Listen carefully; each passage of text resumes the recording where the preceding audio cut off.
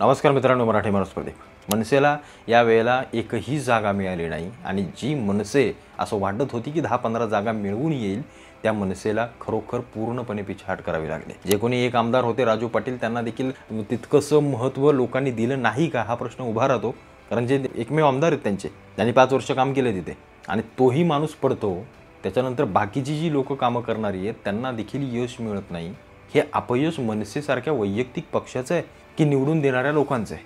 या सगळ्या गोष्टींवरती आज आपल्याला बोलायचं आहे। अनेक जण सांगतायत, अनेक जण असं म्हणतायत की राज ठाकरेंना राजकारण करता येत नाही, राज ठाकरेंना राजकारणातलं काही कळतच नाही, तो माणूस फक्त टाइमपास म्हणून राजकारण करतो, त्यांना महाराष्ट्राच्या एकंदरीत कुठल्याही राजकीय गोष्टीशी काही घेणं देणं नाही आहे। या सगळ्या गोष्टींवरती खरंच तथ्य आहे का? कारण महाराष्ट्रामध्ये सध्या चाललेले निवडणुकीनंतरचे प्रश्न असोत, मग त्या ती परभणीची हिंसा असोत, संतोष देशमुखांचं चाललेलं प्रकरण असोत, या सगळ्या गोष्टींवरती महाराष्ट्रातला एक मोठा नेता बोलत नाही आहे। या गोष्टीवरती त्यांची वाच्यता होत नाही आहे, ते म्हणजे राज ठाकरे। जे की त्यांनी बोललं पाहिजे, निश्चित बोललं पाहिजे। कारण तुम्ही तेव्हाच लोकांना सामोरे जाता किंवा चर्चा करता जेव्हा अशा काही घटना घडलेल्या असतात, तेव्हाच लोक तुमच्याकडे आशेने पाहतात, तुम्ही जेव्हा त्या घटनेवरती प्रतिक्रिया देता। पण या सगळ्या गोष्टींवरती राज ठाकरे मात्र अवाक्षरही काढत नाही आहे। राज ठाकरे फक्त निवडणुकीनंतर एकदा बाहेर पडले, तेही EVMच्या सगळ्या गोष्टींसाठी की पुरावे गोळवा, ते देखील अजूनपर्यंत गोळवता आले नाही आहेत ना कोणत्याच पक्षाला। राज ठाकरेंना नाही, विरोधातल्या कोणत्याही पक्षांना जे लोक आक्षेप घेत होती त्यांना देखील या सगळ्या गोष्टींवरती काहीही पुरावे समोर आणता आलेले नाही आहेत। त्याच्यामुळे EVMवरती आक्षेप हा प्रश्नच तिथं संपून गेला। त्यानंतर मराठीची झालेली काही घटना मराठी माणसाविषयी, मग ती कल्याणची असेल, ती काल मुंबऱ्याची असेल, याच्या आधी ती मालाडची असेल, या सगळ्या घटनांवरती मात्र राज ठाकरेंनी त्यांचा पक्ष ह्या अत्यंत उग्रपणे समोर येतोय। आणि तो आत्ताच नाही आहे, तर त्यांच्या पक्ष स्थापनेपासून तो मराठीच्या भूमिकेवरतीच उग्रपणे समोर आलेला आहे। पण एवढंच फक्त राजकारणात महाराष्ट्राच्या चालेल का, हा प्रश्न जेव्हा आपल्यासमोर येतो तेव्हा आपल्याला उत्तर मिळतं ते म्हणजे नाही। महाराष्ट्राच्या राजकारणात फक्त एवढंच चालणार नाही।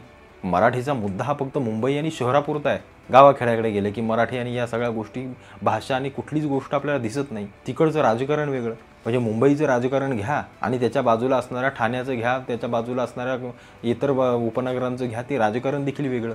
जसा वॉर्ड बदलतो तसं राजकारण बदलतं, तिथल्या समस्या बदलतात, तिथल्या गोष्टी, तिथले प्रश्न, तिथली उत्तरं, या सगळ्या गोष्टी बदलत असतात।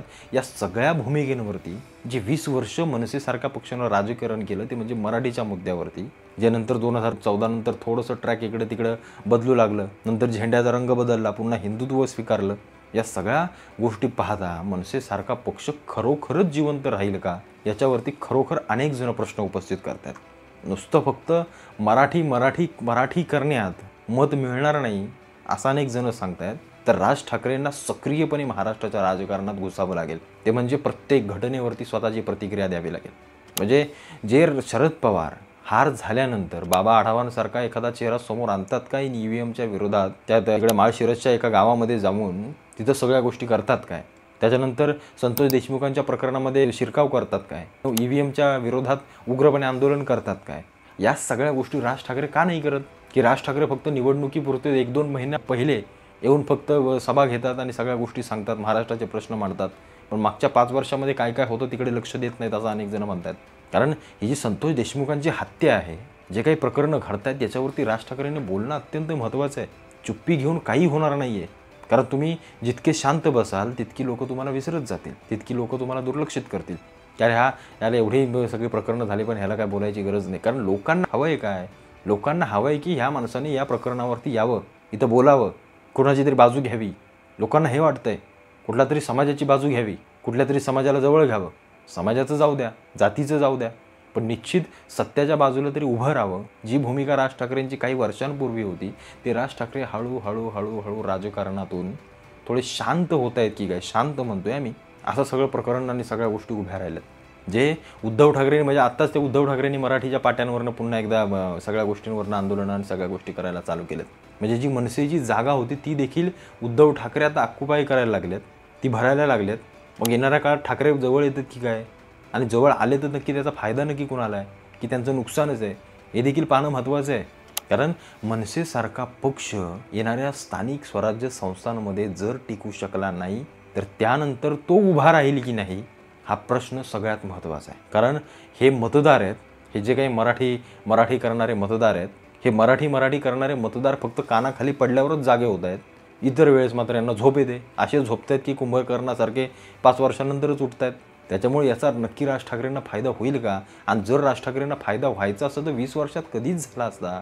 ही प्रकरणं तर चिटकबरशी आहेत. ते कल्याणचं असून ते 1-2 प्रकरणं मराठी माणसावरचे अन्याय. याच्या आधी तर राज ठाकरेंच्या काळामध्ये किती काय गोष्टी झाल्यात आता तुम्हाला सांगायला गरज नाही आहे. अनेकांनी पाहिलं देखील असेल. मग राज ठाकरेंना नक्की कुठला मार्ग स्वीकारावा लागेल ही सगळ्यात महत्त्वाची गोष्ट आहे. कारण इथं पक्ष अशा स्थितीमध्ये आहे जिथं पक्षाच्या नाकातोंडात पाणी गेलं आणि तिथून जर पक्ष खाली गटांगळा खायला लागला तर तो बुडून जाईल की काय, अशी परिस्थिती निर्माण झाली. आता त्याला वर काढायचं आहे तर खूप काही मोठे बदल करावे लागतील. पक्षांतर्गतल्या संघटना असोत, पक्षातील काही चेहरे असोत, यांना तडकाफडकी बदलावं लागेल. मागे माझ्या निवडणुकीच्या नंतरच्या व्हिडिओमध्ये काही लोकांची नावं घेतली वैयक्तिक, आणि ते जर होऊ शकलं नाही तर मग मनसेसारखा पक्ष फक्त बोलणार की काय, फक्त मराठी करणार की काय, हा सगळा महत्त्वाचा प्रश्न उभा राहतो. कारण मुंबईमध्ये इथून पुढे मराठी माणूस टिकेलच नाही हे सगळं सांगू शकत नाही आहे. आणि त्याच्यासाठी फक्त मराठी माणूसच जबाबदार आहे. हे बाहेर जे आलेले नाही आहेत. ही वस्तुस्थिती आपण समजून घेतली पाहिजे. आपण नाही यांच्यावर दमदाट्या करू शकत. आपण नाही या सगळ्या गोष्टी, हे जे मूळ आहे ना मराठी माणूस मागं असण्याचं, त्याला फार खोलावरती जाऊन बघावं लागेल की हे मूळ नक्की कुठून आलं आहे, का मराठी माणूस मागे पडतोय, का त्याला मार खावा लागतोय. हे राजकीयदृष्ट्या उचलण्याचा विषय नाही आहे. मराठी म्हणजे हा सामाजिकदृष्ट्या उचलण्याचा विषय आहे. सामाजिकदृष्ट्या जर याला बलवान केलं ना, जर याला ताकद दिली, जर याची रणनीती केली तरच मराठी म्हणून आपण टिकणार आहोत. राजकीयदृष्ट्या टिकू शकत नाही, अजिबात टिकणार नाही आपण. मग एवढे होऊन गेले आपले साहित्यिक आणि एवढे कोण होऊन गेले, अगदी बाळासाहेबांपर्यंत घ्या आत्ताच्या. आपण राज ठाकरेंचं देखील नाव जोडूया, तरी मराठी माणसाची अवस्था आलीच ना की असं काय झालं बाबा यांच्या काळामध्ये सगळ्या गोष्टी झाल्या, मराठी माणसाची उन्नती झाली नाही झाली. ज्या मुंबईमध्ये 13-14 भारतीय जनता पार्टीचे आमदार हे बाहेरचे असतात, नॉन महाराष्ट्रीयन, आणि आपण मराठीच्या गप्पा करतोय, आपण मराठीच्या गोष्टी बोलतोय. मग हीच गोष्ट राज ठाकरेंनी येणार या मागच्या सभांमध्ये का नाही उचलली, का नाही त्यांच्यावरती ताशेरे ओढले की हा मराठी नाही, याला घेतलाच कसा तुम्ही. या सगळ्या गोष्टी लोकांना संभ्रमात पाडतायत. आणि ह्या जर गोष्टी सुटू शकल्या नाहीत तर मनसेसारखा पक्ष संभ्रमातच राहतो की काय, अशी सगळी चर्चा सगळीकडे सुरू आहे. त्याच्यामुळं येणाऱ्या काळामध्ये राज ठाकरेंना अंग झटकून बाहेर यावं लागेल, लोकांमध्ये उतरावं लागेल. आणि 1, 2, 3 वेळा नाही, येणाऱ्या पुढच्या काळापर्यंत सतत जोपर्यंत राजकारण आहे तोपर्यंत लोकांमध्ये राहावं लागेल. कारण लोकांमध्ये जेव्हा आपण राहतो तेव्हाच लोकांना वाटतं की हा नेता लोकांमधला आहे. त्याच्यामुळं या सगळ्या गोष्टींचा बारीक अभ्यास करावा लागेल आणि केला पाहिजे. तरच येणाऱ्या काळामध्ये मनसेसारखा पक्ष उभा राहील, मनसेसारख्या पक्षाच्या जागा येतील. आणि मुंबईसाठी किंवा शहरांसाठी मनसेसारखा पक्ष महत्त्वाचा आहे. त्याच्यासाठी पक्षाच्या संघटना, त्याच्यासाठी इतर सामाजिक संघटना, सगळ्या लोकांना हाताशी धरून काही पक्षांसोबत जाऊन या सगळ्या गोष्टी उभ्या केल्या पाहिजेत. आणि त्या सध्याच्या घडीला खूप अवघड आहेत, खूप अवघड दिसत आहेत असं मला तरी वैयक्तिक वाटते. बाकी ज्याचा त्याचा पाहण्याचा दृष्टिकोन. बाकी तुम्हाला काय वाटतं, सगळ्या गोष्टीबद्दल मला आवर्जून कळवा.